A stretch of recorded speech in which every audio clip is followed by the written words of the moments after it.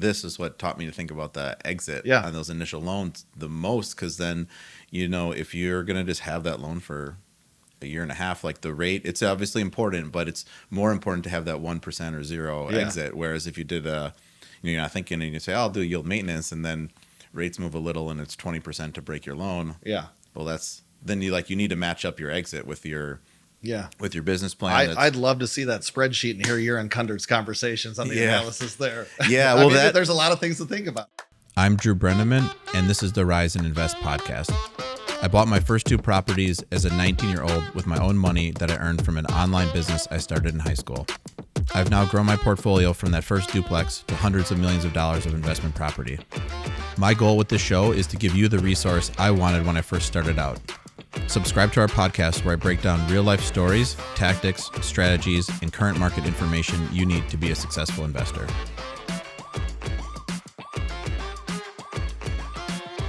All right, welcome back to the Rise and Invest podcast. I'm here today with Jim Vozza, lender at CBRE. He specializes in Fannie and Freddie small balance loans. So today's episode is going to be a little bit different than some of the prior ones where we kind of were pretty broad, talking about a lot of different topics. Today, what I really want to do is do a deep dive into the program. I got the perfect guy for that today, since this is what Jim specializes in. So that's right. Jim, welcome. Thank you. Glad to be here. I appreciate you having me. Yeah, and then just real quick on, we're going to get into Freddie and Fannie small balance program. So in most cities, that would be $5 million or less for a loan amount.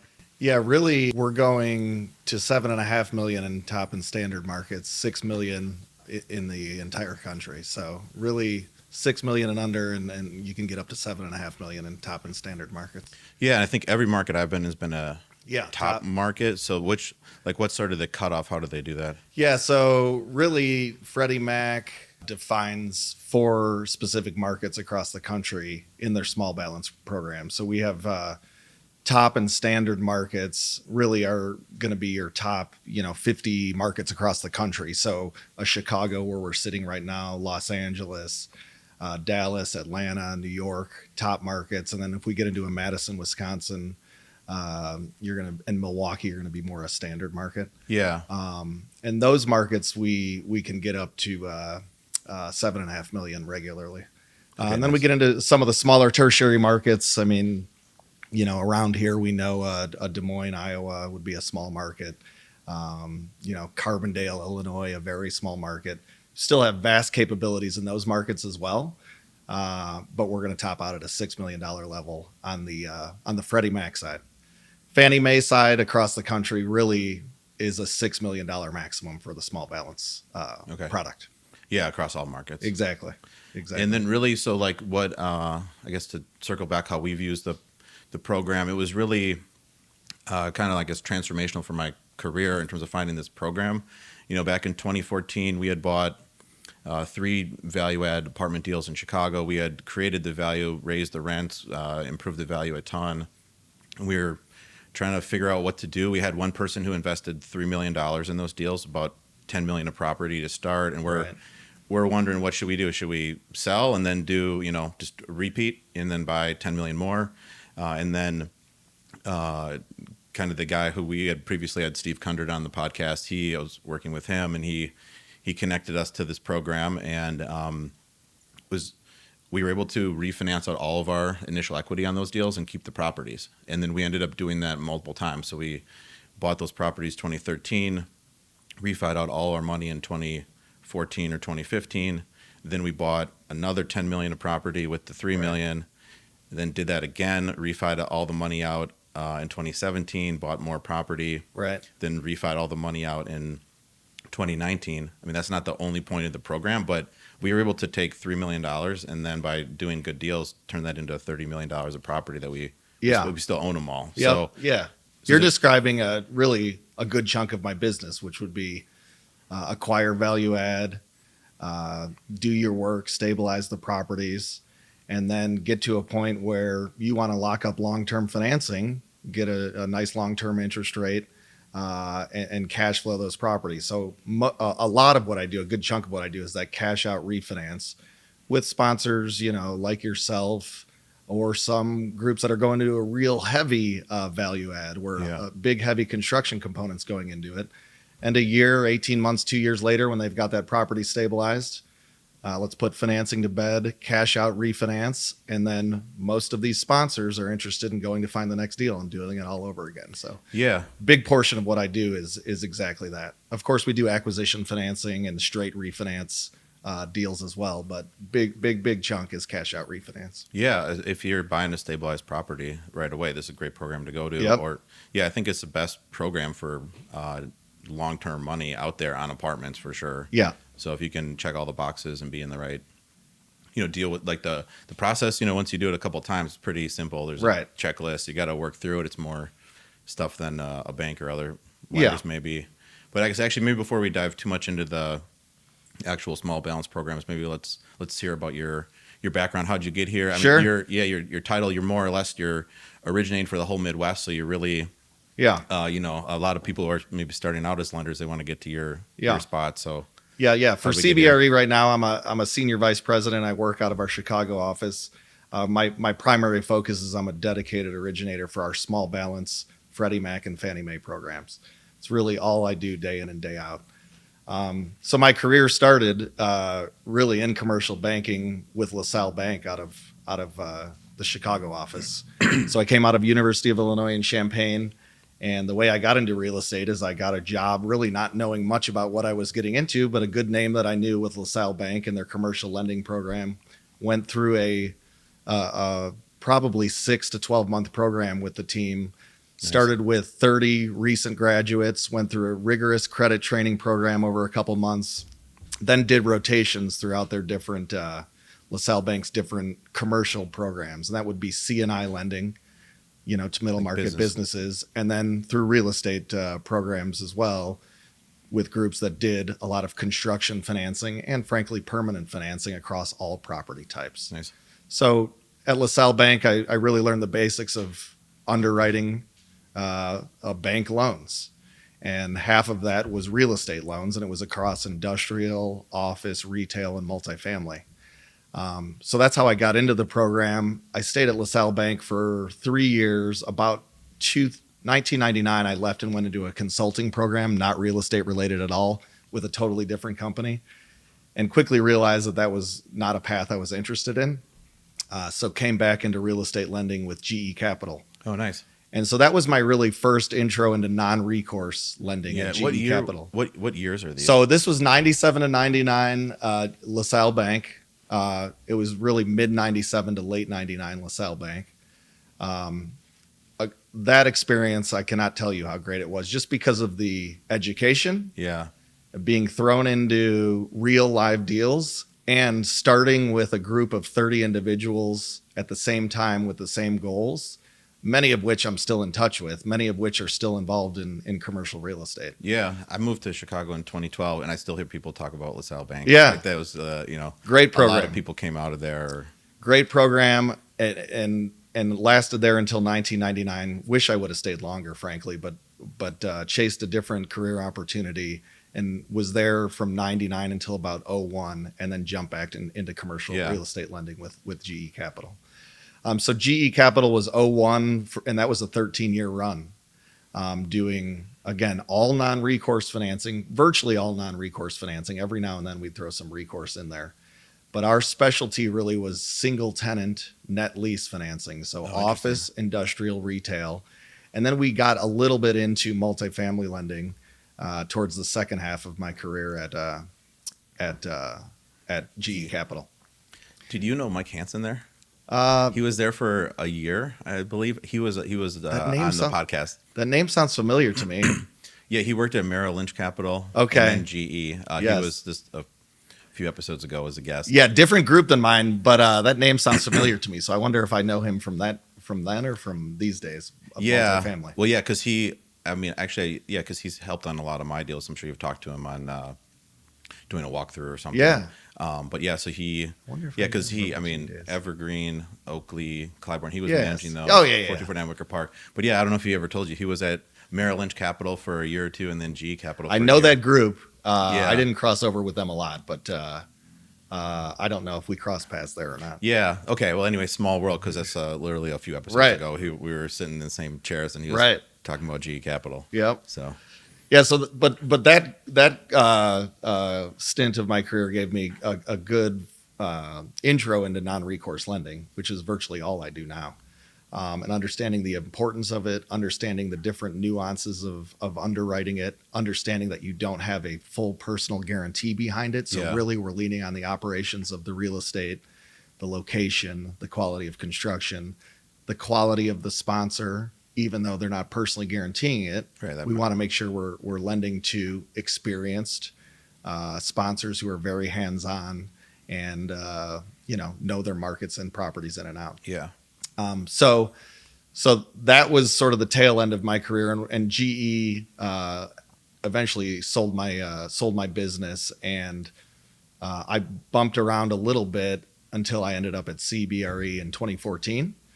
And the reason I ended up at CBRE is because of my network that I've built throughout my career, really at LaSalle Bank and GE Capital. Ended up at CBRE. CBRE knew they were getting into the Freddie Mac small balance loan program once it launched. It hadn't launched yet, but they started building out a origination sales force across the country, and that brought me to CBRE in 2014. Nice. One thing interesting here in your story, and I've told people this, you had quit, you're working at LaSalle to do something else. But you were able to, you can always, I say, go back to what you were doing. Right. You can get a different job. Maybe LaSalle, they'll go, well, he quit, or, Right. maybe we'll have him back, maybe not. But you could go work at another lender. Right. And I tell people that all the time where, I had quit my job to, do deals on my own. And I always told people, I feel like I could just go back and get a similar job if this, didn't work out. It's not like this is the, it hopefully is permanent and everything hits, but if it's not, you can just go back. I could just feel like I could just go get another You're right. job as a developer again. And, You're right. I took a chance as a 1999, a 24-year-old chasing a bigger salary. Yeah. And not really knowing much as a kid, but I chased a bigger salary, but quickly realized I was traveling like crazy, never home, working very long hours.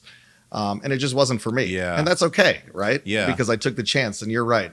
I had the experience of a solid credit training behind me, a solid underwriting background.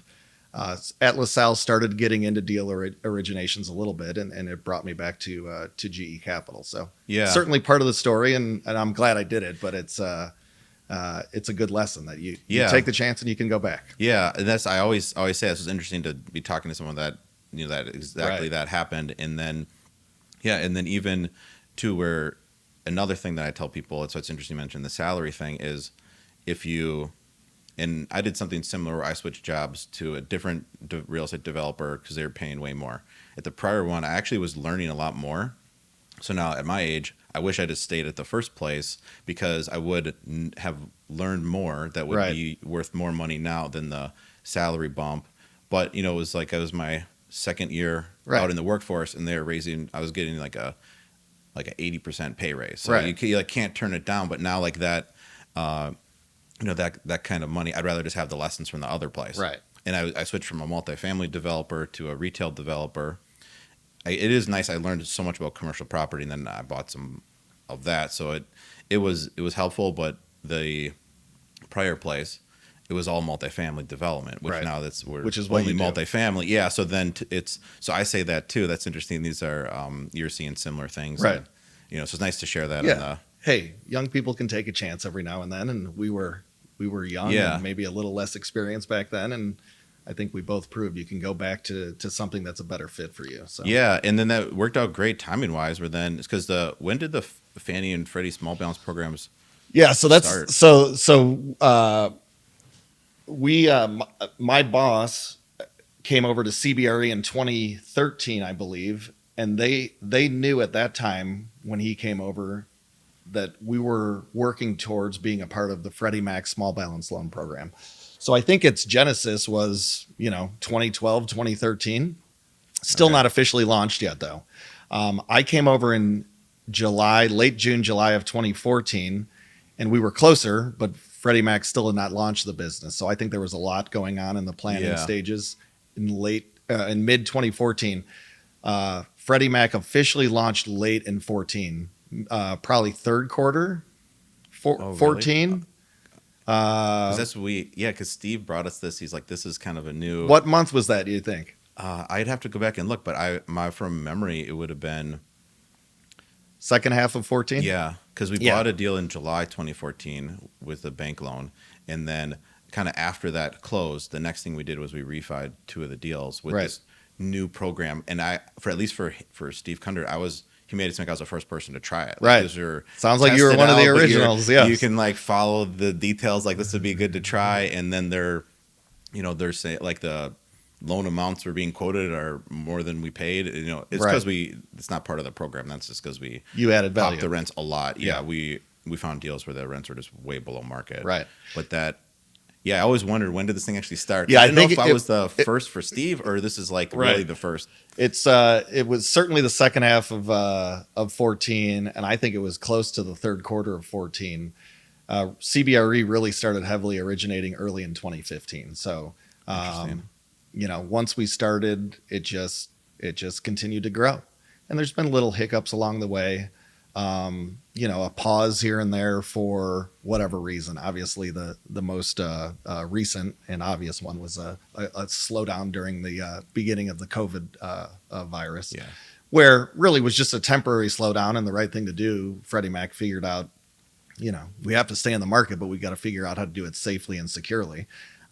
So that was a brief shutdown, and there's been 1 or 2 of those since they launched in 2014, 2015, but it's been a pretty steady climb since then, as you know. Yeah, that's interesting. I could go pull up the computer to see the exact months if we want, but later. But I have everything saved down. Let's do that. But I think that, it was for sure late 2014. But so then the sort of kind of the program genesis was there was a need for loans, let's say at that time $5 million and under, just a streamlined process, keep the origination costs at like a streamlined amount. Because I guess prior, if you had a smaller deal, let's call it, I was being quoted as a Fannie, like the options where you can do whatever the program was called, where it's a $3 million or less loan amount, and then there was some sort of cutoff at $3 million. That was in 2012 what people would talk about. Right. So then really that was the point of the program, was we want to fill that need. And I think Freddie Mac obviously was an established multifamily lender at that point when it launched in 2014, but probably a majority of their loans that they were originating were larger properties, larger loan amounts.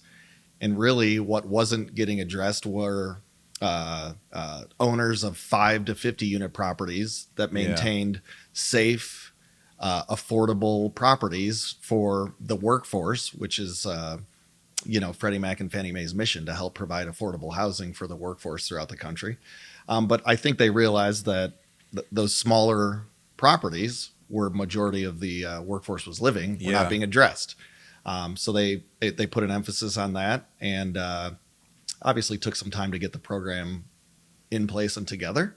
But I think they did a very good job doing it, and the program's changed a little bit here and there, as you know, with their requirements. But the amount of affordable units they've financed across the country since the beginning is amazing. Yeah. We see those numbers every year, and they have a mission to finance affordable units, and they meet it and blow it out of the water every year. So they're doing what they intended to. Yeah. And by affordable, that could be like Section 42 housing, or just rents that are lower, let's say market rate. Yes, and really, when we say affordable, I mean there doesn't have to be any Section 8 involved with it. It's just a rental rate that is that qualifies as affordable in the market you're in. Yeah, but the program it's on all like multifamily product types. Really, like I don't want people to think, oh, this is for affordable. You're right. This is for like market all the rate deals housing. We're just full market rate, and we're not at rates that were deemed affordable in the county either. Yes. Now, in the small balance program, we finance market rate housing. We finance properties with voucher-based Section 8 tenants or other subsidies or not-for-profits that are providing voucher-based type transactions. When you get into a property with a deed restriction that's got a project-based contract on it, that doesn't fit great in the small balance world for the agencies. but they have their affordable programs, Yeah. which is where that fits well into. Interesting. So they cover all those property types, and it certainly does not have to have an affordable component to qualify for Freddie Mac's small balance program, although a vast majority of them do, and that's sort of the part that matches with their mission. Yeah, and because where they really are, the goal of having just more affordable housing, and they're creating a real great debt source for, especially like say not in the major markets. If you're in rural Wisconsin or just wherever, there's like a few banks that cover that, but then this is a program sort of nationwide. Freddie small balance will basically lend anywhere. Exactly. So and that's a very good point. I mean, if we're in a tertiary small market, we have a solid, experienced landlord that maintains his property, maintains a safe community for his tenants, and offers affordable rents. If historically that landlord's been struggling to find financing for this property to keep it going, this product that was launched in 2014 has really filled a gap for that investor, and that's exactly the type of client that Freddie Mac likes to lend to. Yeah. So then maybe let's dive into the actual program then. And so I guess kind of first thing everyone wants to talk about is rates. Yep. But rates change. So then I think probably I would say the best way to describe the rates is they are going to be at least as competitive as the bank you would maybe use, and then oftentimes slightly lower. Right. And then from there, there's a million options on how you can, maybe not a million, but a lot of options on how you can set up your loan with different fixed rate terms you can pick, fixed rate to adjustable, interest only terms, 5 different, quite a few different, we printed out the sheet here, but a bunch of different prepay structures. Right. You can go full term interest only, lower LTV. So then I think let's just dive into the program wherever you want to start. Right. Yeah. And I'll start with that rate conversation. I mean, you and I see rates all the time. So I put our rates right on par with the most competitive rates, depending on the lending source across the country. I mean, banks, we're right there with them all the time. These rates are competitive for everyone, but they have extra incentives for properties that qualify as affordable.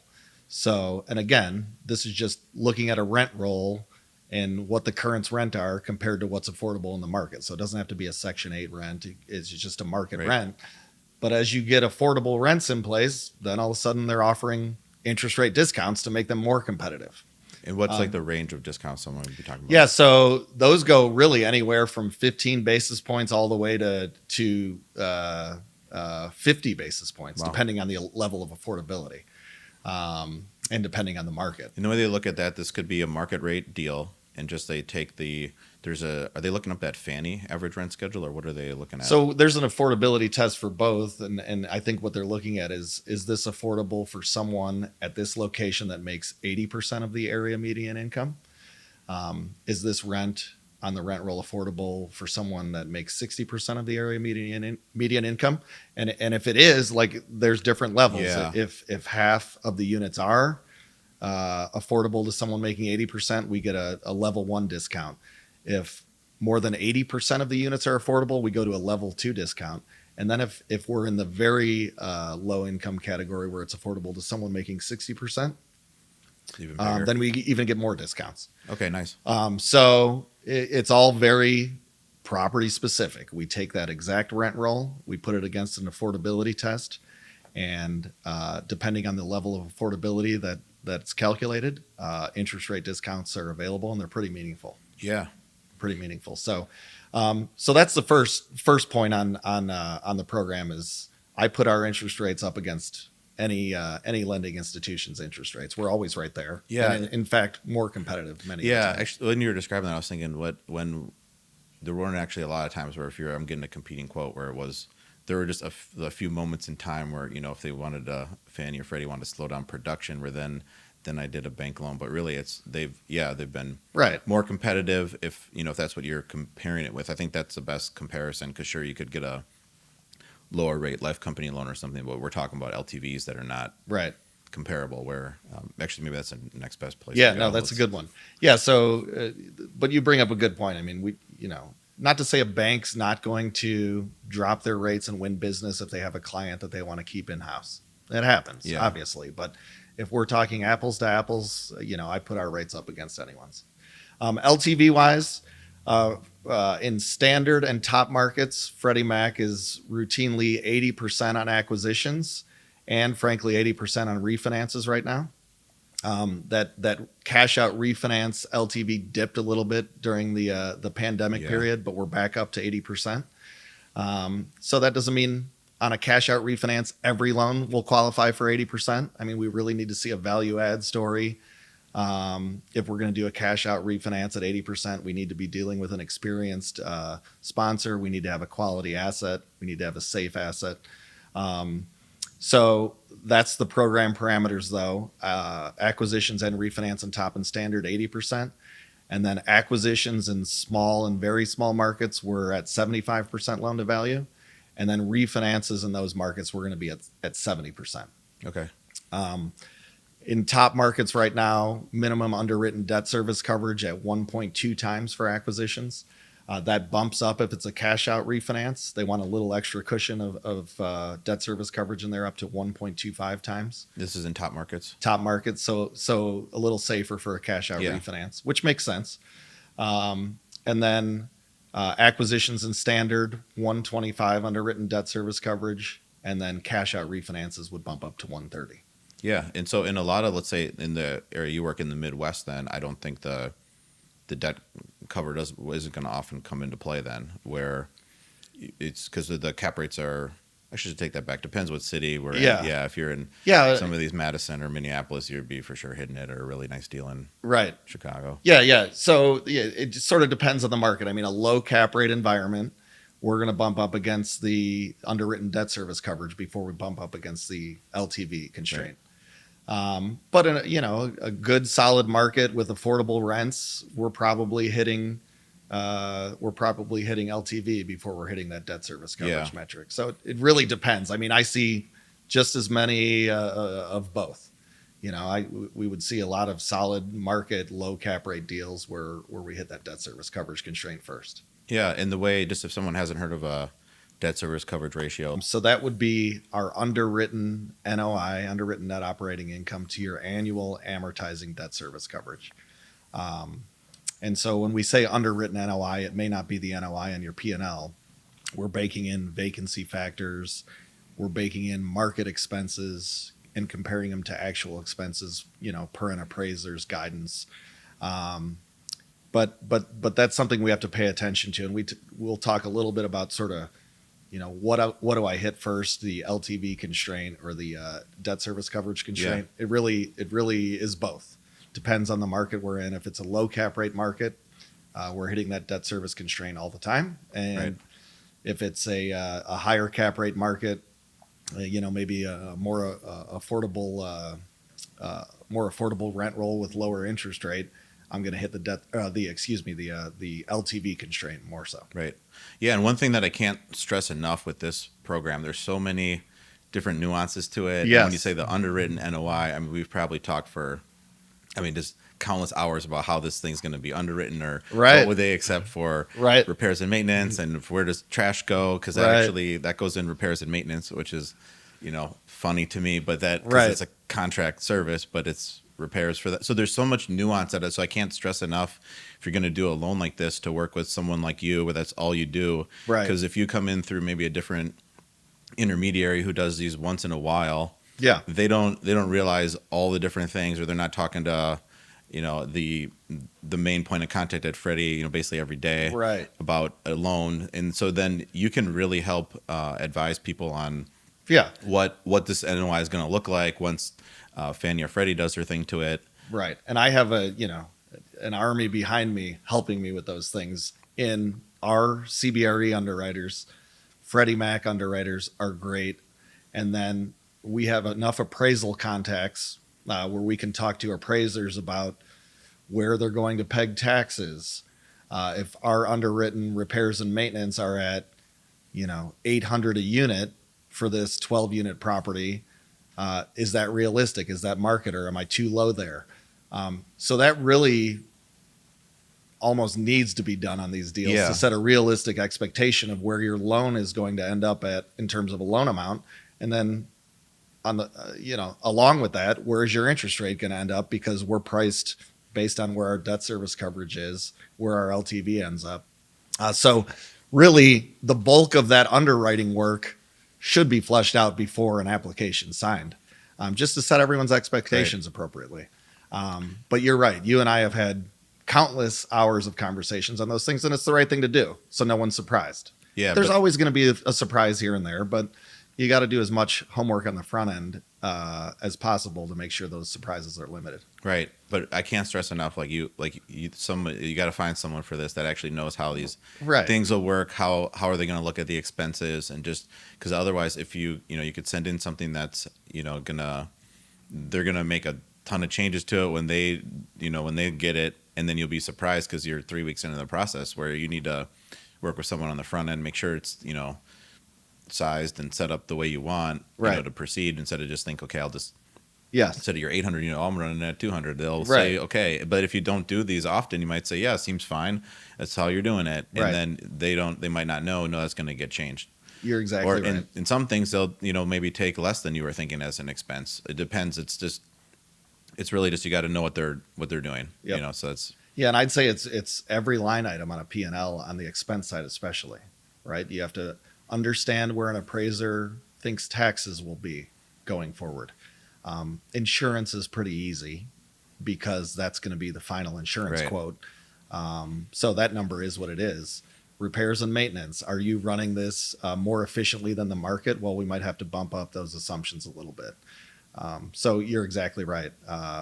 Working on the front end to make sure you're sort of sizing that appropriately is everything. Yeah, so that's been a big thing we've spent a lot of time on with you guys. But that's because on let's say, I think one thing maybe then this kind of ties in is the difference in the approval process and how that works between Fannie and Freddie. Because then that's why I was saying you're going to find out a surprise at the end. So maybe let's get into that. And usually we come to those surprises much before we're submitting for approval through, receiving a completed appraisal and working with our underwriting teams internally. So to start with Freddie Mac's approval process, many times I'm pre-screening deals with Freddie Mac for whatever reason. If there's an exception we need a waiver on, or if if it's a deal that just is a little sort of different than the norm, it's always good to get in front of my counterparts at Freddie Mac just to make sure we're flushing out any issues that may come up. So that program, we get an application out and executed. It comes in. We order third-party reports, appraisal, physical risk report, and then our underwriting team completes a full underwriting and prepares it to submit for approval to CBRE, then Freddie Mac. That process really is once an application signed in Freddie's program, they have the strong benefit of holding the interest rate, as you know, but we have a timeline by which we have to submit for approval to hold that interest rate, and that's 35 business days. Yep. And then one thing, too, what I think is important to know, the difference with Fannie and Freddie's approval process where, and correct me if I'm wrong on the Fannie small balance, but on Fannie conventional, that it's fully delegated to the originator. So then that's why they call it's a DUS program, delegated underwriter servicer. So then that approval is going to come really from CBRE. If you're doing a Fannie conventional, is the same in the small balance? Yep, no, it is. Yeah, so Freddie Mac, we're finishing our underwriting, submitting for approval, and then Freddie Mac's small balance team does their finishing touches on underwriting, and then physically submits for approval to their team, and then gets back to us with a commitment letter and a notification of approval. Fannie Mae, we're dedicated. You're right. So our team at CBRE approves these, and once they do, we're off and running, issuing a commitment letter and moving into closing. I will say on the Fannie Mae side, things come up as well that are out of the norm for their credit box. Right. So what we do in that instance is we go early for a formal quote to Fannie Mae. And, there's underwriting that goes on the front end on that. Submit a pricing quote request, get a quote back with the conditions that we've spelled out that are, different than their normal underwriting. And as long as nothing else changes, our dedicated team at CBRE can approve that in-house. So that speeds up that approval process a little bit. You're exactly And right. that's why, and I sort of regretted using the word surprise at the end when I said that, but with the Freddie program, but that what I meant by that was, Freddie, they approve it. It's not delegated to a Right. CB or another intermediary. So then Right. that's why it's super important to work with someone who knows what they're doing on the front end. Yep. Because if they don't and they throw it into Freddie, yeah, you wait. It takes a few weeks to get it submitted. Then you're waiting 2-3 weeks to hear back from Freddie. Meanwhile, like the clock's ticking. Let's say it's a deal you're buying, you're running out of time to close, and then you find out, oh wait, actually they do taxes differently or Right. whatever. It's 5% vacancy, and you were thinking it's 3. Yeah. And then so that to me is a huge difference. So then that's why working with you guys has been great because you have such a good understanding of the program. Right. We've had no surprises once Freddie decides what to do. Whereas with Fannie, we already kind of are talking to who would approve it. Obviously, CB is a big firm, so they have things they need themselves to do a Fannie loan. But Exactly.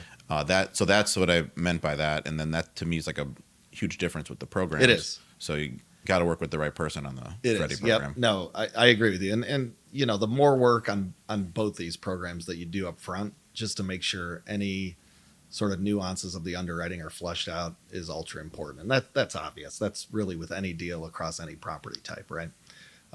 But there are nuances to both programs where, the approval process is different. The rate lock is different, Yeah. right? So to talk about rate lock a little bit, I mentioned Freddie Mac will hold your rate when you sign an application as long as you submit for approval in time. Fannie Mae, you have to get to approval and commitment letter and then get some legal clearance before you can rate lock.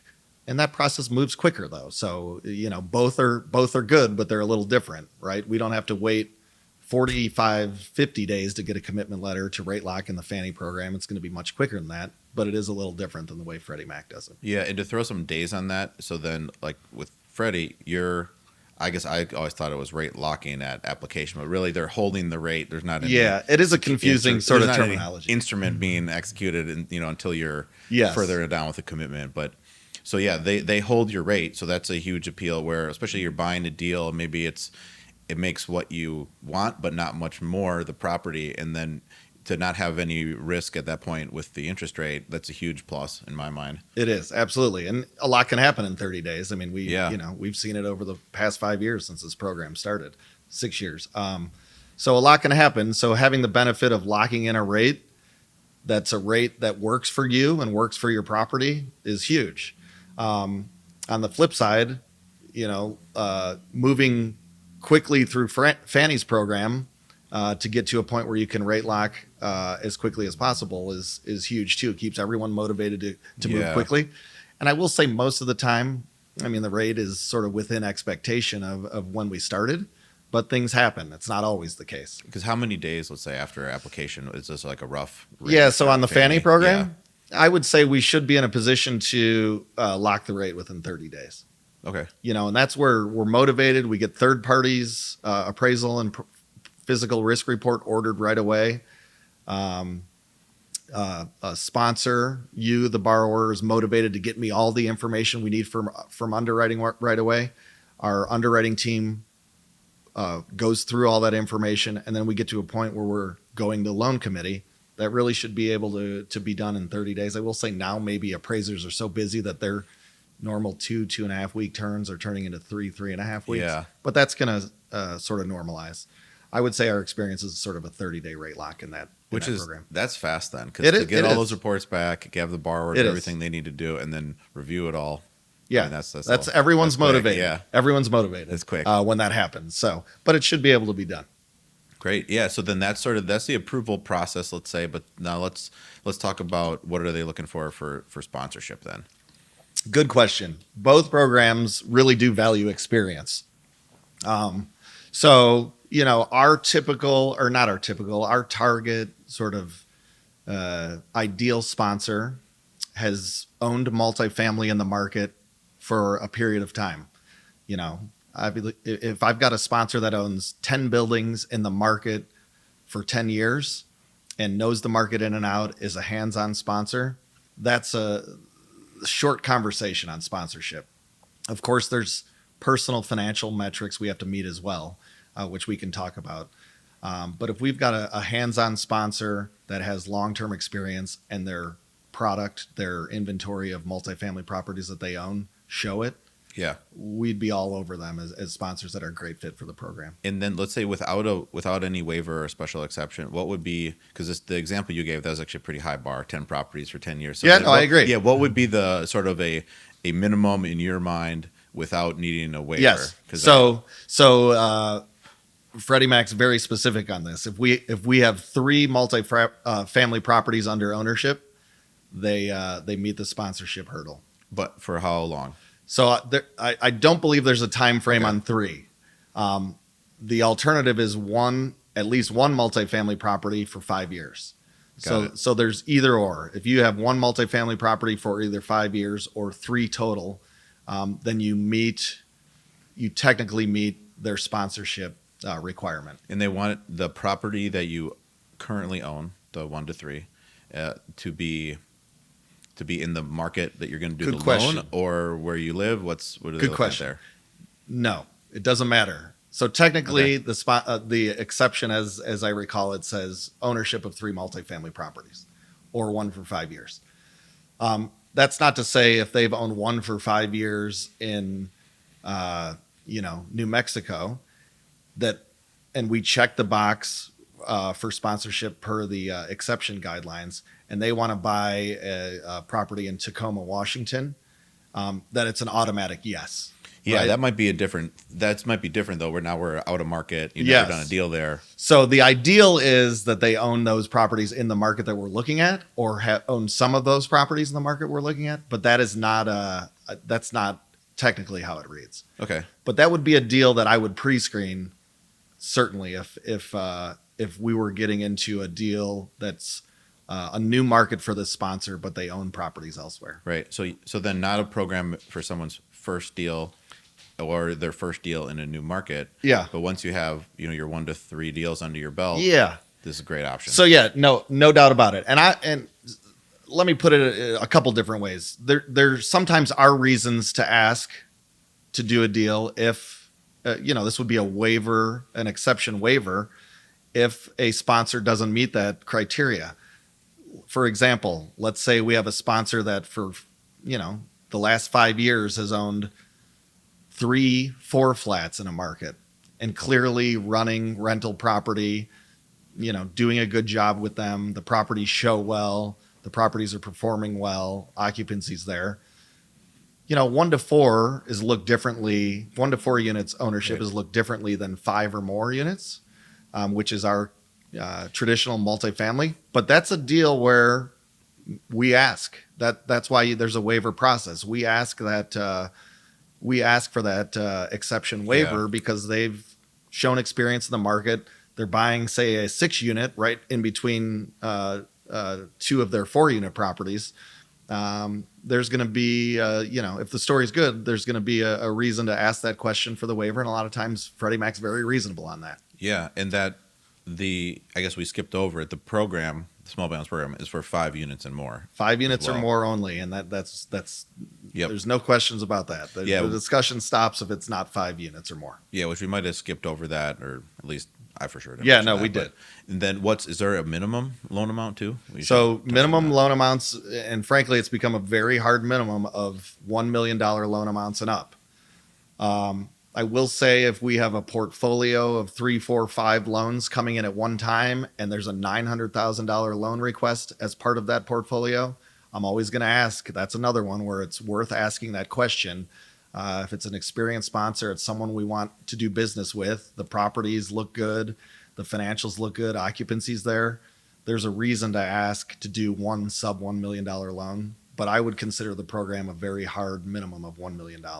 Got it. So 1 to either 6 or 7.5 million of loan amount. That's right. On 5+ units. 5+ units. Yep. Got it. Absolutely. And then are there waivers if you're slightly over the max? That one has been a pretty hard and fast rule, and I think the right answer is no. It just should move to the conventional program. Okay. Because Freddie Mac and Fannie Mae obviously do a lot of deals above 7.5 or 6 million in Fannie Mae's case. Those really belong in the conventional space. I don't want to say it's never been done before, but I've never done it, and I don't think it happens very often. Yeah. I would need to go back and check. We did some loan that was, I think, 5,040,000, and we needed two waivers, and I think one of them was we were over The deal I think. size. Yeah, that was one that was Yeah. a 5 cap, but I don't remember if that was to be in the small balance program or some sort of like fee break Right. on this conventional. Right. This is in 2014, so then this is so where everything was real early. So Yeah. I think maybe we were getting a waiver on something else, but I should go check that one. Yeah, too and the then. program has evolved. So deal size on the maximum was more of a gray area at the beginning, and frankly the minimum too, because we did $900,000 one-off deals at the beginning, but we were doing 80% deals in small and very small markets at the beginning, and that just doesn't happen anymore. So Right. early on, I wouldn't be surprised if it happened more. I just really don't see it happening at all anymore. Yeah. And then, and I always, for someone's first deal anyways, they should just use their local bank like that. They know you. It's like, that's a much easier loan to get. It's going to be an easy execution. It's your first deal. You should focus on making sure you got the deal set up the way you want. And then, where this is a great product though. Once you've had that property for a few years, you want a permanent loan on it. Right. And now you have the experience. Maybe you're up to 3 properties, or you've had the 1 for 5, and this is a great, Yeah, and great option. I think that's the way that sort of Freddie Mac looks at it as well. Is, they may say no to a first-time buyer. That's not because they don't like the property or they don't think the sponsor can handle it, but their program as a non-recourse program, requires a comfort level from an underwriting standpoint that I guess has to be earned, if you will, right? And we're partners with a lot of banks. We know banks very well that sort of come in, finance buyers, provide flexibility, provide value add capital, and then in turn that sponsor then builds credibility, gets the property stabilized, and then comes to an agency small balance loan for a sort of stabilized non-recourse option. That happens all the time. Right. But I agree with you, to build that sort of credibility and show, the experience, a bank is a very appropriate option for someone getting into the business. Then let's talk about the sponsorship financial requirements. Yep. So net worth, liquidity, what are we? Yeah, so that's pretty simple. If we just want to check the box, you're looking for the sponsorship group to have a net worth equal to the loan amount we're requesting, and then liquidity equal to 9 months worth of amortizing loan payments on the loan we're requesting. With the liquidity one, the down payment is not factored in. Well, it actually is. So we have to show that post-closing liquidity would be there. Right. So if there's several partners that are in on a deal, and let's say only 1 or 2 partners are going to be over 25% and managers on the borrowing entity, and therefore are going to sign our loan documents, sign the carve out non-recourse guarantees, we would want to see that those 2 sponsors post closing would have 9 months worth of amortizing loan payments combined. Right. Not individually, but combined. So, and then we just get the story like, hey, the down payment's $1 million, $400,000 is coming from our 2 sponsors. Their investors are bringing $600,000. Here's what they're going to have after closing. Right. So pretty simple test. I will say, while that's sort of a box check, it's ideal if you're asking for $1 million deal, not to have an exact $1 million net worth. To have a little buffer there is great. So that would be looked at, but those are the metrics. Then what about, then we got into the 25% control thing. So then who's defined as a sponsorship group? Yeah. So we have to underwrite any individual or entity with 25% or more ownership, along with any individual or entity with management authority within the borrowing entity. So if you're a 10% owner, but you're the sole manager of the borrowing entity, you're going to be fully underwritten. Who has to sign the carve-out guarantees? Ideally, any entity or individual with 25% or more ownership or management authority on the borrowing entity. There are certain cases where we get deals where say we have a 40% owner who really is a limited partner that does not want to sign out on those carve-out guarantees. As long as we know that up front and our carve-out guarantors are signing and meet all of our financial requirements, that can get done. Anyone with management authority on the borrowing entity, though, is going to have to sign a carve-out guarantee. Right.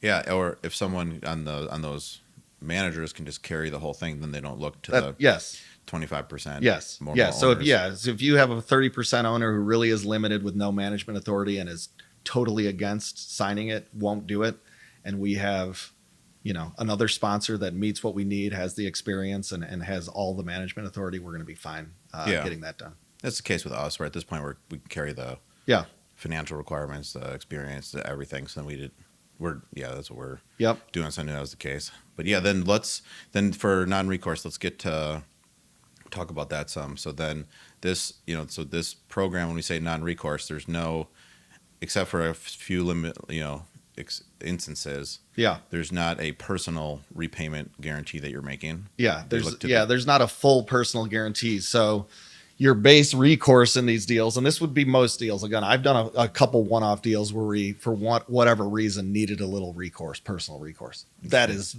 very much not the norm. So in most of these deals, your base recourse, you individually as carve-out guarantors and the borrowing entity has a base recourse of 0, but there's always carve-outs to that. The most obvious ones are fraud. Fraud's committed and there's a loss to the lender because of that. The individuals that sign those guarantees are going to be personally responsible for that.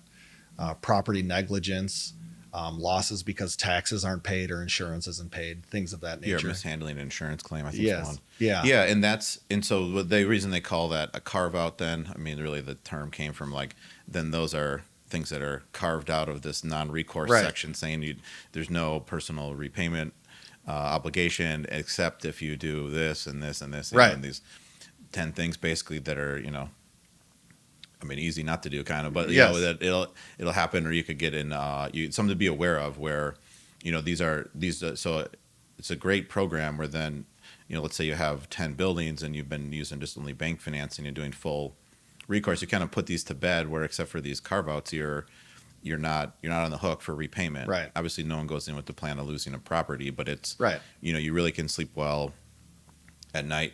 We got done 24 of these. We counted up before we started. So it's definitely a benefit to the lender, and a lot of lenders are exclusive, or excuse me, it's a benefit to the borrower.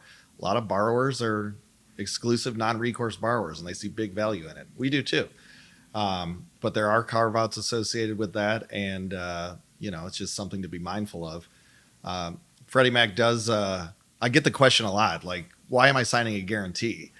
Freddie Mac works with a single counsel. So there's always an outside third-party lawyer on these deals to help close them.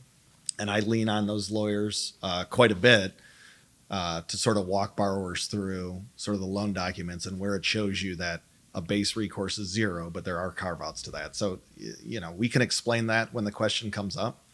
But, it's a reality that there is a guarantee that's signed in these deals, but it's a carve-out guarantee issue. Right. And so then this is not, I'm sure, the legal term, but then that guarantee doesn't activate until unless you did something. Right. So then because we've had people ask that too, or if this, I do a bunch of these where they're looking at it. Yeah, me and you can't answer it right now, but I can make one quick phone call, and then the attorney I work with quite a bit can answer it very easily. Yeah, I know. He responds in 2 minutes. So that was a good choice there. So great. I think that's probably enough on the non-recourse piece. I mean, that's a big differentiator. And then especially when if you're going to end up being a borrower, you have many properties to other lenders. If you had all recourse loans, to start looking at you, be a little worried maybe if you have every property is full recourse. So then what I've liked about the program, obviously it's non-recourse on that property, but then collectively your financial statement, it looks a lot cleaner if you have a bunch of non-recourse deals, and then maybe just the recourse ones are reserved for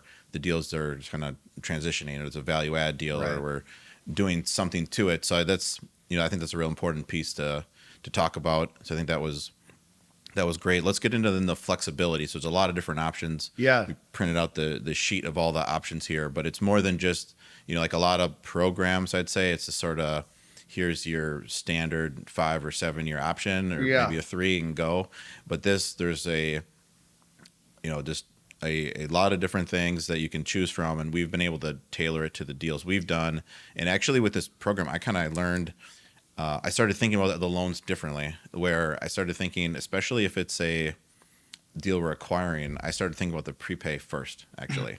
Where I've now assumed enough loans from people who did a full yield maintenance loan on a deal they weren't gonna, they like were the developer. They're not Right. gonna hold it forever. But then Right. they went and they put a yield maintenance loan on that cost $2 million to break, and then they got to sell it as an assumption deal. Right. That's good for us. We can do the paperwork and handle all that, but then that limits the buyer pool. Right. So, a couple deals that we did together, we were acquiring the property. We knew there was value add to it, so we picked the most flexible prepay. Right. Yeah. And if you look at the options that Freddie Mac specifically offers on the small balance program, they know exactly who they're competing against in this market. Banks give you flexibility for these small loans.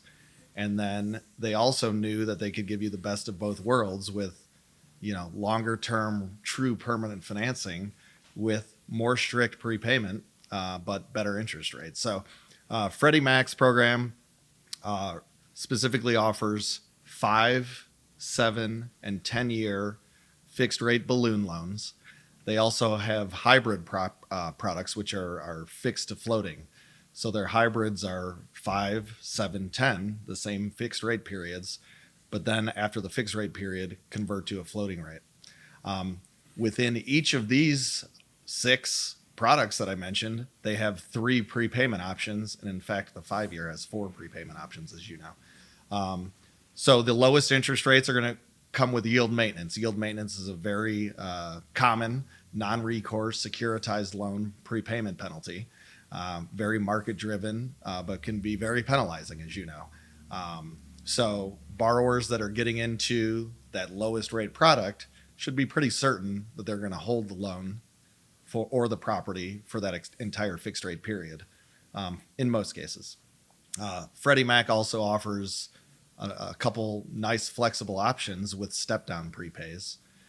Their basic step down on a 10-year product is 5.544332211. So 5% of the loan amount at the time you're paying off for the first 2 years, shifting to 4% in years 3 and 4, and so on until you get to years 9 and 10 when it's 1%. Nice. On the fixed rate product, which is a balloon loan, the last 90 days, there's no prepayment penalty. That gives you time at the end of your fixed rate to refinance, sell, pay off the loan entirely, do whatever you want. They know at the end of those fixed rate balloon loans that you need some time to figure out what to do next. Hopefully it's a refinance with them, but it doesn't have to be. And when I say them, I mean us. Yeah. In the hybrid loans, that's a little different, though. Your prepayment penalty is in place for the entire fixed rate period. And then during the floating rate period, it shifts to 1%.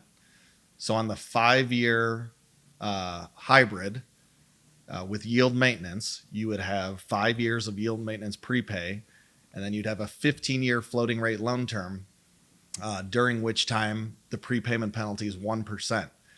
Now, that prepayment penalty can be waived, and it's in the loan documents. If you sell the property on an arm's length transaction, they'll waive that 1% prepayment penalty. Or if you refinance on a Freddie Mac product, preferably with CBRE, then that 1% would get waived as well. So that hybrid's a nice product to build in flexibility. Yeah, and all the hybrids, they go out for 20 years. So then if you did the 10-year, there's a 10-year floating rate period after. And what I've really liked about the option, the hybrid, is, a lot of the 2008 and 9 crisis, a lot of the companies that went out of business or had all the biggest problems, they had their loans with a hard maturity date, right? 2008, 2009, yes. And there was no lenders out there for You're them. Exactly right. And I have one client that from the beginning said, I will never do a balloon loan. Yeah. Because they've been caught over their long career a couple times. I mean, in recent history, you and I can imagine if you had a balloon coming due March of 2020. Yeah. I mean, it figured itself out in a couple months, but you just don't want to be caught that way. So that hybrid really is a product that people value for the flexibility. And it's a nice product to have an option with. Download our 100-plus page passive investing guidebook today. Accredited investors can sign up for our multifamily investment opportunities as well by hitting the Invest Now button on our website. Now back to the show. Yeah, and the actual rate in the floating rate period is not bad. It's like a fair spread. Yeah, it's not absolutely. And punitive at all. LIBOR went away, so we're over SOFR right now, and it's a 325 margin over that. So, I think the idea when people get into these is they're not going to float it for the entire floating rate period, but in case there's no other options out there, you don't have to pay it off. Yeah. Just keep maintaining your property and keep making your monthly payments, and you have that flexibility. Yeah, and then too, there's a actual, there's set either deductions to the rate or add-ons. Let's say with the prepay, like yield maintenance on the 5-year, it's a specific deduction to the rate. So then you can kind of, as the borrower, how it works. It's not like a negotiation. Like I'm doing a 5-year yield maintenance. How much could I get off by doing yield maintenance? It's on the sheet. It's 15 basis points. Yeah. You're doing it's very programmatic in that regard. I mean, if on the 5-year, you get a 15 basis point discount off of the standard rate if you use yield maintenance. On the 7 and 10-year products, it would be a 20 basis point discount off the rate. So it makes life easy because we don't have to talk about it very long. There it is. Yeah, and then let's say they have other step downs into whenever someone says they step down prepay, when they say these numbers in order, that's the amount per year, like sequentially. So if you go 5, 4, 3, 2, 1, that's just the years in order there. 5% year 1, 4% year 2. And let's just mention real quick a product I know you've used, that 5-year with their Ultra Flex prepay, which really competes well with banks and is popular if for whatever reason, if a sponsor is acquiring a property and they really think rents are low and they can build them up. They have a 31000 product on that 5-year, meaning after 2 years, there's no prepayment penalty. Yeah. So you have ultra flexibility to do whatever you'd like after 2 years. Sell the property, refinance the property, pull a little cash out to do some CapEx. But that product was specifically built because we know a lot of these small property owners have plans to sort of value add and do something else quickly. Yeah, and that's the prepay I used on all those, let's say, second generation turns of that initial money I was talking about, where initially we did, probably the standard step down, and then not really. We were just kind of thinking, let's get a good rate, and we didn't know how quickly things were going to move. Right. So then on the next one, we go, wow, we just did that in 2 years. Let's pay a little more on our this add-on and do the 31000 prepay, but then we're executing these business plans in a year or two, so we're going to pay a point or nothing to get out. Right. And then that's what we did, and then it worked out where we did. I mean, in that one round of turning the money, I think we did 6 of them, but then also I did 3 on my own, and one of them always comes to mind where it was like a deal that I was just going to renovate out of cash, so we had to explain that up front that was like a exception, or something to explain to them. But then I renovated all the units, I added a unit, and then a year later you're refined and you're just paying a point to get out. So it's a really great option. And then that, I went with that because I wanted the full leverage. I was buying that deal on my own, so I wanted 80% LTV if you can get it. And then that on a deal like that, this is the only option if you also want non-recourse, and so yeah, it was a great execution on those deals for me using that. And I think the thought that Freddie Mac put into this program when they started it, virtually the prepayment options have not changed. I think that 31000 was added a few years into the program, but clearly they were building a program to offer flexibility if you wanted it. Right. And you'd pay a little extra to get it, but that's worth it to a lot of people. So. Yeah, and that's actually what I was saying. This is what taught me to think about the exit on those initial loans the most, because then, if you're going to just have that loan for a year and a half, like the rate, it's obviously important, but it's more important to have that 1% or 0 exit. Whereas if you did you're not thinking and you say, I'll do yield maintenance, and then rates move a little and it's 20% to break your loan. Yeah. Well, that's then you need to match up your exit with your business plan. I'd love to see that spreadsheet and hear your and Kunderd's conversations on the analysis there. Yeah, there's a lot of things to think about. It's really too was you're just matching up your business plan. So there's not.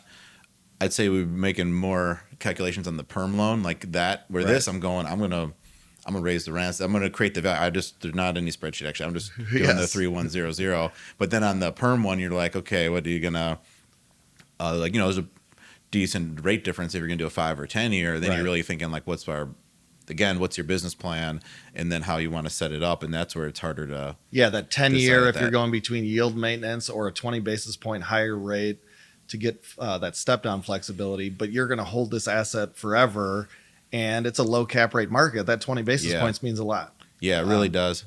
And then so 6 different options in terms of the fixed rate period, and then or fixed to floating.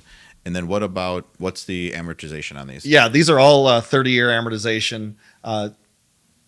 Interest only is an option on every one of these loans. So in top and standard markets, as a rule, you can get 1 year of interest only on a 5-year loan, 2 years on a 7, and then 3 years on a 10-year loan. And then in small and very small markets, that's no IO on a 5-year, 1 year of interest only on a 7-year, and 2 years of interest only on a 10-year, if you should choose. You don't have to take the interest only, of course. A lot of sponsors like it, but it is an option there. And then everything is so formulaic with this. If you don't want the interest only, then they'll drop your rate a little. Yeah, so 4 basis points a year, 0.04% for every year you don't use, your rate would go down. Right. And then what you just had said, that's at full leverage then? That's at the 80%. So then if someone, let's say I don't want to lead you to the answer. So then what are the Yeah. So they also do offer, which a lot of lenders do, full term interest only options. And so in top markets at 65% loan to value, 1.35 times underwritten debt service coverage, you can opt to do a full term interest only. So that would mean on your 5-year loan, 5 years of interest only payments. Same with 7, same with 10. We can do it with any product. So that's 65%, 135 in top markets. The debt service coverage goes up as you get into smaller markets. And then there's a interest rate add-on. There's interest rate adders, and really, so on that 65%, it's a fun one to run through because you get interest rate discounts for going from 80 to 70 to 65%.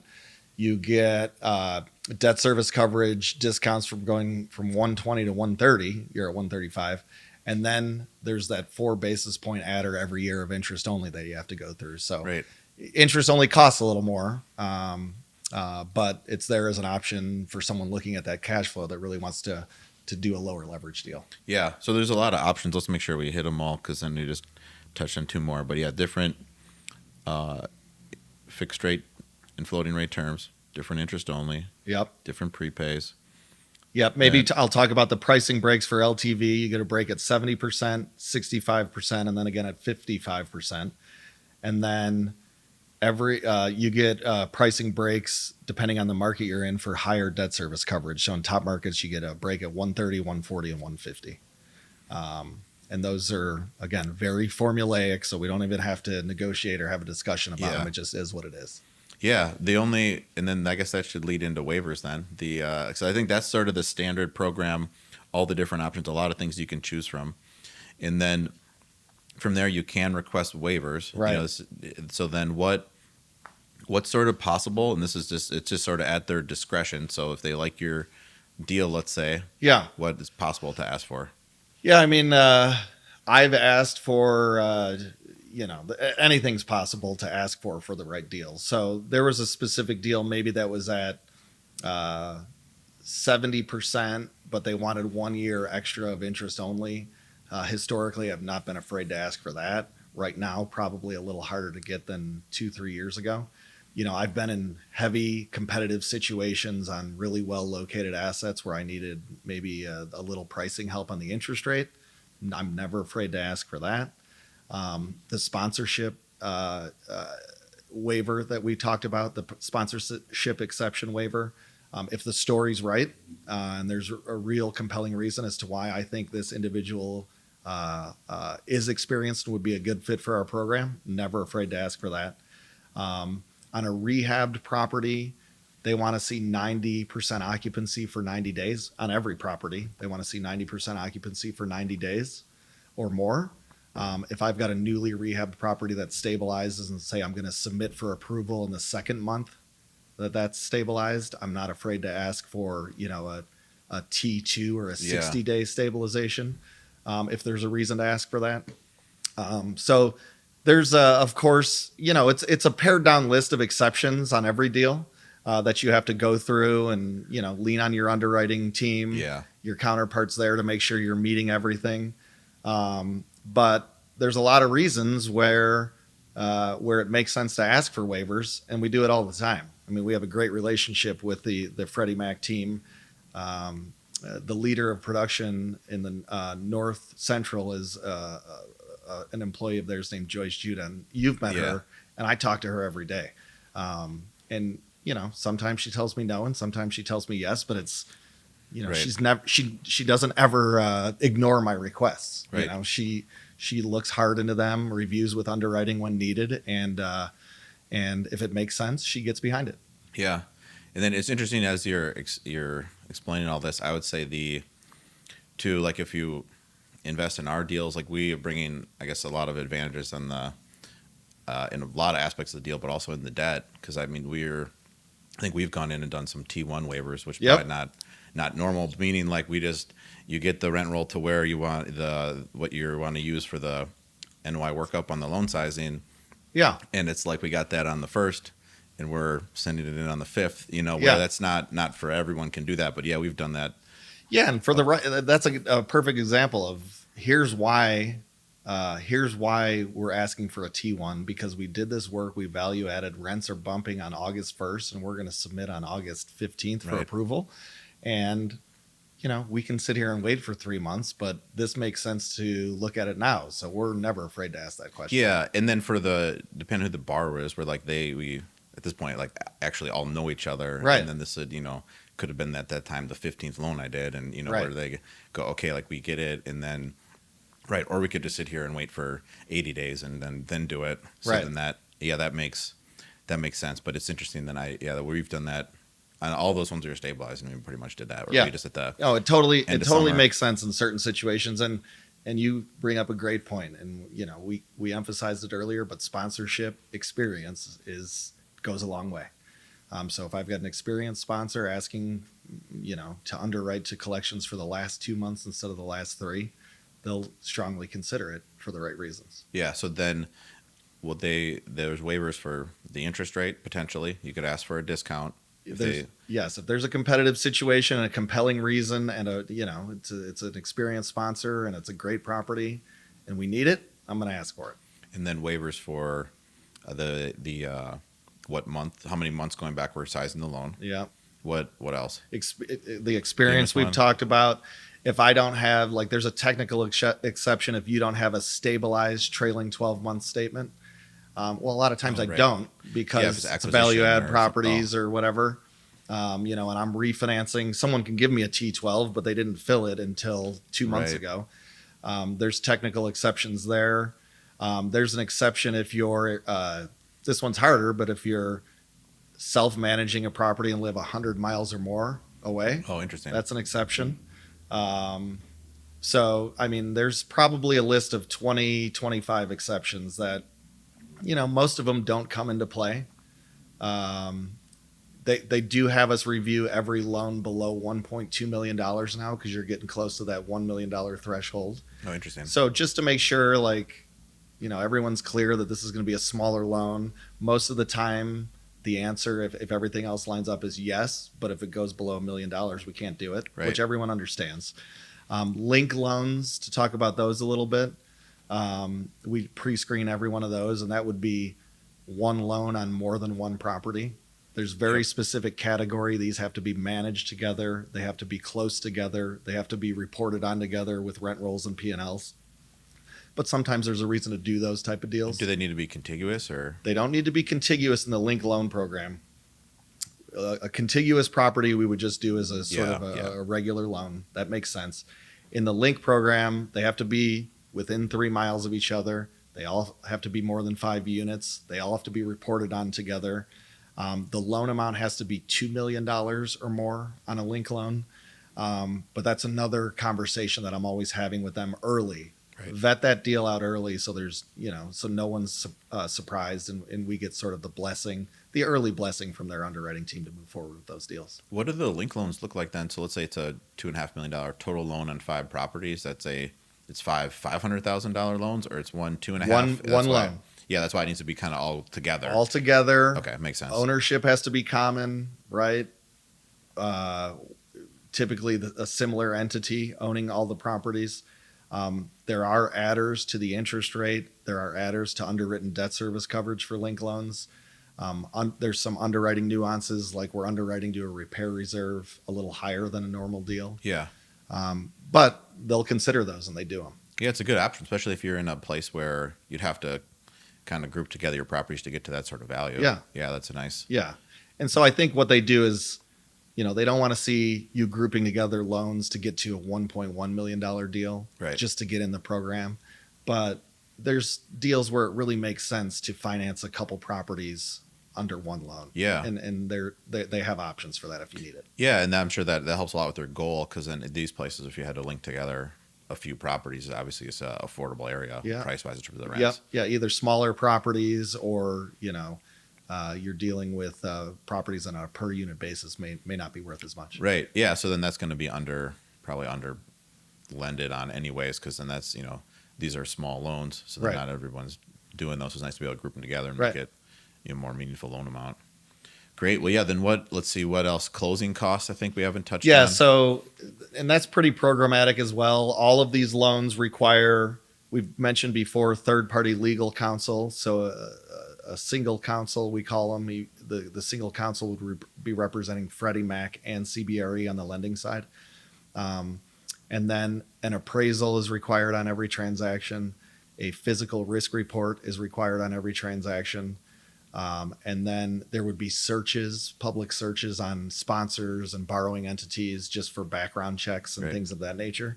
So typically we're seeing lender closing costs between $13,000 and $15,000, which is pared down and streamlined. Maybe a bank's going to be cheaper than that, but for non-recourse lending, this is about as good as we see. Right. Yeah. And a conventional kind of more normal non-recourse loan, you could be double that in lender legal Yeah. pretty quick. Yep. Yeah. Where then because the way, all the ones I've done that I can recall with CB, was $7,000 for the third parties. Yeah. And then, so that's the reports you talked about, appraisal, physical, and sometimes some sort of Searches. environmental search too, Yeah. plus the borrower searches. And then 7,000, give or take. Yeah, legal. between I mean, 5 and legal's 7, I become think. legal. Probably comes in between 6,200 and $7,000.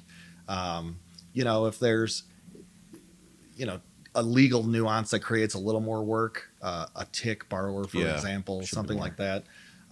There may be a little additional cost, but I think we see most of those coming in the low 6,000s. Nice. Yeah. Yeah. So that's definitely streamlined. And then what about origination to the intermediary? How do you? Yeah, research so that? I mean, certainly there's origination fees at times, depending on the transaction. That varies. I mean, it could be, depending on the deal size, anywhere from 0 to 1 point. If you're dealing with a small deal, that's going to be more work and require extra effort on your underwriting team and sort of the Freddie Mac underwriting team. There may be a push to charge an origination fee. But as you get to bigger deals, maybe there's flexibility there. Yeah, and then that's too, because then on a bigger deal, the origination fee can be kind of worked into the rate, is what you're getting at more easily. And frankly, on a smaller deal too, it's harder on a smaller deal. But Freddie Mac knows there's bank competitions out there that close Right. these deals for very low cost. Right. So there's flexibility to get deals done in that regard for lower cost. Right. So yeah, real efficient program in terms of the closing costs. And then too, one thing I'll touch on where this is then it ends up more maybe on the borrower, but then Freddie and I think Fannie, they require more title endorsements than like probably a typical bank. not so maybe I'd say for that on the deals I'm doing, I pencil in like about $2,000 extra for that. Just an extra. It depends on the bank. Maybe if you're some banks is probably just they want that same stuff, but then Right. I have noticed that they're asking for quite a few endorsements at closing, which just factor that in. So if we're saying it's about 13,000 to do the loan, then just round it up to 15. Right. That's what it's gonna be. Let's talk next about ongoing loan covenants. For these loans, that's a big advantage against really banks. There aren't any ongoing loan covenants. There are reporting requirements, as you know well. A couple times a year, we're going to ask for property operating statements. We're going to ask for rent rolls. These loans are there's a servicer involved in all these loans. CBRE, we have a servicing department that services all these loans. So if debt service coverage dips below 1%, occupancy is very low for an ongoing period of time, they may reach out and ask why and get involved into how it's going to be rectified, get an understanding of what's going on at the property. So there certainly aren't loan covenants in place that you have to follow per the loan documents, but that doesn't mean that there aren't eyes on what's going on at the property, and there isn't going to be an effort to understand what's going on and how it can be approved if property performance is dipped. Right. I think a huge advantage for this program is not having an ongoing debt service coverage ratio covenant. So you have let's say compare it with a bank loan, Right. where they need, if you're dip below a 120 debt cover, is a default. Right. Now there's a conversation, how are we going to cure this default? Where on the Fannie and Freddie small balance, there is a conversation too, but since there's not a loan covenant, there's not a default, and they're just basically what they can do at that point is we're going to ask you for more information because we're worried. Right. But that's it. Right. As far as I know. Yeah, So no, then you're that's- right. Yeah, there are not any loan covenants like that in the loan documents, and it's a big benefit. But there certainly are reporting requirements. They're strict about that. They want to see that we see rent rolls 90 days after the year's up. We see property level P&Ls 90 days after the year's up. They want to continually monitor the performance of the properties from a servicing standpoint, but you're not going to get put in default if something dips a little Right. low. Yeah, I think there's also inspections just Yeah. here and there. I'm not sure what the frequency is because there's. Yeah, they're supposed to be biannual inspections. So our servicing team would coordinate a biannual every other year inspection on all the loans we do. At those inspections, if there were some deficiencies when we originated the loan, say, some minor repairs needed to be made, they'd confirm that was the case and just look at the general overall condition of the property. So that does happen every couple years, but that's Right. going to be the extent of it. Yeah, I started smiling and trailing off on the frequency because I feel like I'm being constantly asked for some inspection. Because also your insurance company often wants to go through the property. So then once you have 30 properties, so then it just feels like they're just constantly being asked for some. You have to walkthrough hire somewhere. a full-time employee So- to handle inspections on their own. Yeah, or just to flip it to somebody. Yeah, or we just push it to the property manager right away. Right. Like the deal we just bought in Arizona, insurance company needs someone to actually. This one, it's like a self inspection. I don't know if it's a COVID thing, but you need some exact photos. Right. So we just flip that to the property manager. So And try that- to yeah. make it easy on yourselves. You don't need to necessarily meet the. It's not like the head of Freddie's going out there to your property. They're Right. sending a third party person who's. They need to check a few things and get on to the next one. Yeah, it's prudent to have boots on the ground as a lender, and that's what we do. And like you said, it's oftentimes a third party vendor. They want to tour the property with someone who's knowledgeable of the property, so the property manager at that asset is perfect. And they're not on a witch hunt for anything. They're just making sure that the property is performing well. There's not any life safety concerns, things of that nature. And it's really similar to what the insurance company is inspecting for. Right. So we'll get these back, and it'll be your battery and your security light in the hallway's dead, or some. And I don't even know who it's. I'm not even paying much attention to who it's from, the lender or the insurance company, because they're looking at a lot of similar stuff where it's okay. Well, great, we got a free battery test. Then let's fix it. So, but yeah, then. Also, one thing that I think would be worth touching on, because it kind of seems to keep coming up on deals we're either looking at or we get contacted a lot by these like Airbnb companies. So then what would be allowed for Airbnb with Freddie or Fannie? Like that sort of short-term good rental. question. And that has become a less popular question over the past couple of years, but became a popular question a couple years after the program started. In the small balance world, if there's any short-term leasing done by the owner, that's a no-no. It doesn't fit for the program. If there's a lease by our landlord to a company that specializes in short-term rentals, it doesn't work. Got it. If there's a individual tenant that you sign a lease to, they go through their background checks, they qualify as a tenant, and unbeknownst to you, the owner, that tenant is in turn VRBOing their unit. There's not a whole lot of control anyone has over that. So that stuff happens and I guess is allowed, but it's not technically allowed. Like if you know it's going to happen, we should bring that up front, and probably they're not going to be okay with it. But in the case where it's a true tenant of yours doing it without your knowledge, it happens, and that's fine. Yeah, and so you can't rent to a company who would do it, or an individual that's like their business. Right. But if a tenant starts doing it, it's not like Freddie or Fannie is forcing you to put in your lease. This is banned. Right. Okay, Exactly makes right. sense. It happens. It happens. We have to assume it happens, and it's just too hard to control. Right. Yeah, we were just looking at a deal in Tempe, Arizona, and I think every renovated unit, this one Airbnb operator and individuals kept taking them down. Right. Because they're allowing that. So Right. then I told the broker, like, that's going to jam up probably a lot of people's permanent financing options. Yes. And then he had some explanation that, like, well, I think 5% or 10% is allowed. And Yeah, and in the conventional program, it's a little different. There is a small, in Freddie and Fannie's conventional program, there's a small percentage that would be allowed.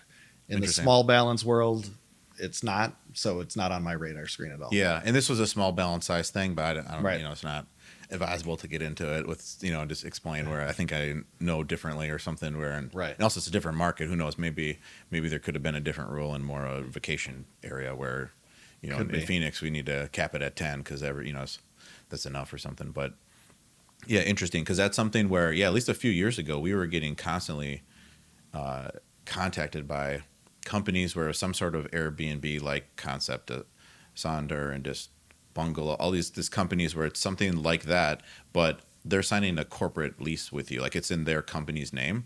So I know it's not. I knew it wasn't allowed. I Yeah, just we figured saw a lot. I've seen a lot of it over the past several years, and Yeah, it's a pretty easy and quick conversation on my side. yeah, because that comes up actually fairly often on deals we're looking at, where it just came up, but also like a building will be built. They're trying to move the units, and then an Airbnb person comes through and says, "I'll take 5." Right. Sounds great, and then they don't realize then, okay, if this person wanted to do this loan program, now we're, that's just like that's a hassle. That's 5 empty units once we, once that borrower closed. Right. Exactly.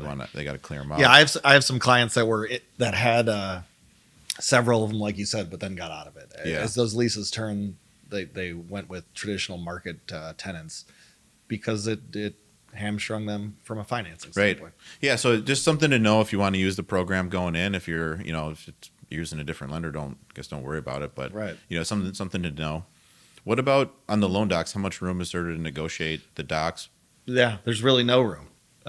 So, I mean, I know the documents pretty well. Obviously, I lean on single legal counsel to get into the nitty gritty of those loan documents. But there's virtually zero negotiation, which again makes it easy, unfortunately, I guess, for borrowers. But Yeah, and what's interesting, I would say the starting point of a lot of other lenders' loan docs, you're negotiating to get them to more of a range where these ones are starting out. Right. That's my experience. yeah, Where, yeah, and I don't get. I'm trying to think of complaints I get about the loan documents. I've had a handful over the 5 years, but for the most part, I don't hear much about it. Yeah, for what it is, I think it's fair. Right. Yeah, where we, the first loan of any type I do, I'm reading those docs cover to cover. So I'm, Right. maybe the one borrower who's read No, the I think a lot are. 100-page but loan agreement, but that I just get involved when they have problems. So Yeah. So I remember, we read it, and actually some of the changes they made to them too recently. This is more clear what's going on, and we don't need to get into that level of detail, but some of the changes they make, then even at this point, I ask, can I get a track changes version against the prior ones, and then I can Right. to see the changes because they do change the form loan docs, every couple of years. So there was some bigger changes a couple of years ago that I remember just Right. asking the attorney for a track changes version versus like another deal that. Were they friendly and gave it to you? Yeah. Good. No, it's just, well, you're using the same Yes. attorney on most Right. all the loans. So then he already like He had know each other at this point too. Yes. Yeah. So, but yeah, I think that's kind of it on the program. Unless there's anything else you can think of to touch on. No, I mean, it was a great opportunity to talk about it. Yeah, I think we talked about nuances and small differences between Freddie Mac and Fannie Mae, but both are good programs. Both offer competitive rates. Both are obviously non-recourse, so that's a big benefit to a lot of borrowers. And I think another comment to make is both Freddie Mac and Fannie Mae are committed to the program for the long term. Yeah. And we constantly hear that. The program's not going away. So we're, of course, glad to hear that, but really do believe in our program and believe that these are competitive loans.